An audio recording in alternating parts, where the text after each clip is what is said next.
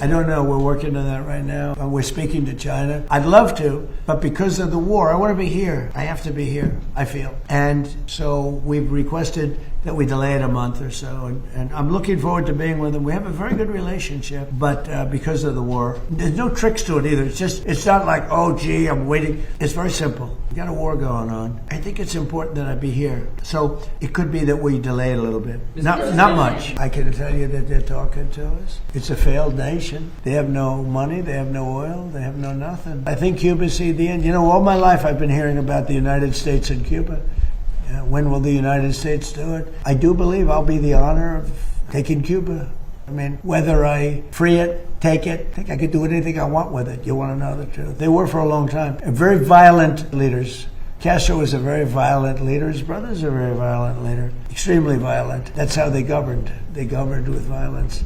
If Iran, as you said, totally obliterated, got the missiles, got the first 2 rounds of leadership, Air Force gone, Navy gone, can we wrap this war up this week? Yeah, sure. Could. Will we? I don't think so, but it'll be soon. Won't be long. And we're going to have a much safer world when it's wrapped up. It'll be wrapped up soon. We're going to have a much safer world. I had an obligation to do this. I didn't want to, I call it an excursion. I didn't want to make this journey. We had the highest stock market in history. We had low gas prices. Everything was good. And I know exactly. I know what, you're going to do it, and people are going to raise the price of oil, and that's good. But I know that.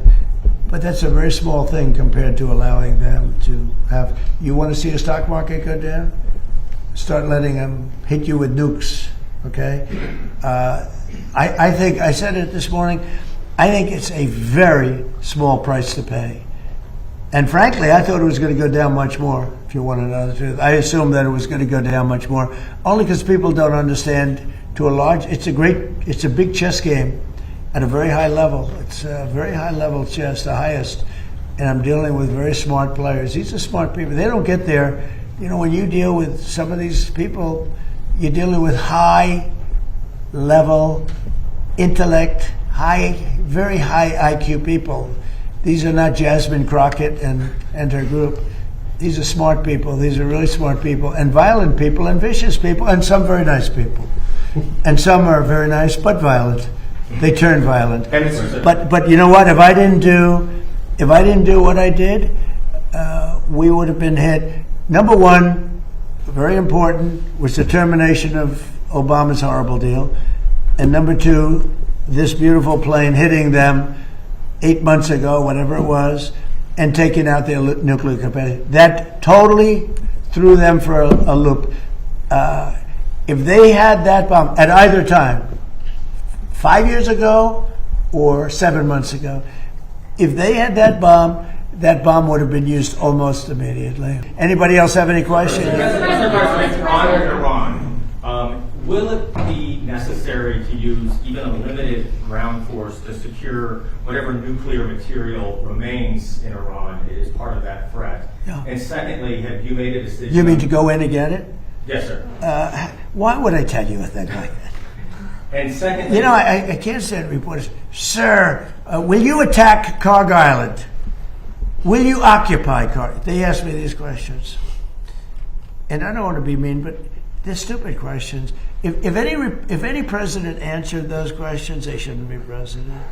And secondly, sir, do you still plan to travel to Beijing at the end of this? I don't know. We're working on that right now.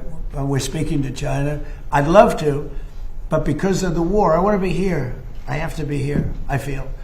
And so we've requested that we delay it a month or so. And I'm looking forward to being with them. We have a very good relationship. But because of the war, there's no tricks to it either. It's not like, oh, gee, I'm waiting. It's very simple. We got a war going on. I think it's important that I be here. You know? So it could be that we delay it a little bit. Not much. Peter? When you say Cuba is next, Cuba. Is Cuba, whatever you do with the military there, it seems like something, will that look more like Iran or Venezuela? Can't tell you that. I can tell you that they're talking to us. It's a failed nation. They have no money. They have no oil. They have no nothing. They have nice land. They have nice landscape, you know. It's a beautiful island. I think they have great people. You know, I know so many people from Cuba that were treated terribly, and they're over here and they became rich. They're very entrepreneurial people, very smart. I know a lot from Florida, especially. There's so many people. A friend of mine started over with nothing. He's now the largest owner of gas stations in the country and stuff. I mean, Cuban. I also know, I was just with a fantastic person who's Cuban and made a fortune in sugar. You know, Fanjul family, right? And this family wants to go back to Cuba to visit it. They haven't been back in like 50 years or something. They largely come from Cuba. And we'll see what happens. They were asking me about that. They want to go back. Not only Fanjul, a lot of Cubans have said, oh boy, would they love to go back. I think Cuba, I don't know, in its own way, for, you know, tourism and everything else, it's a beautiful island, great weather.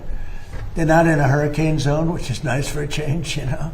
They won't be asking us for money for hurricanes every week. But I think Cuba's seen the end. You know, all my life I've been hearing about the United States and Cuba. When will the United States do it? I do believe I'll be having the honor of taking Cuba. That'd be good. That's a big honor. Taking Cuba. Taking Cuba in some form, yeah. Taking Cuba. I mean, whether I free it, take it, I think I could do anything I want with it. You want to know the truth? They're a very weakened nation right now. They were for a long time. Very violent leaders. Castro was a very violent leader. His brother's a very violent leader. Extremely violent. That's how they governed. They governed with violence. But a lot of people would like to go back. Okay, one more question. A quick question on fraud for Vice President Vance. Mr. Vice President, you announced a couple of weeks ago in the EOB that the administration would be halting Medicaid payments to Minnesota until the state decided to take pervasive steps to root out fraud. Do you have an update to that specific situation? Do you think that could be a model moving forward for the task force for states that won't cooperate? So I don't have an update there. Dr. Oz is looking to it, trying to work with the authorities in Minnesota to try to figure that situation out. But yeah, I mean, I think there are two obvious tools that we have to stop the fraud that's happening against the American people. One is that when we see evidence of fraud, we stop the payments. Pretty simple, right? We know that the American people are being defrauded.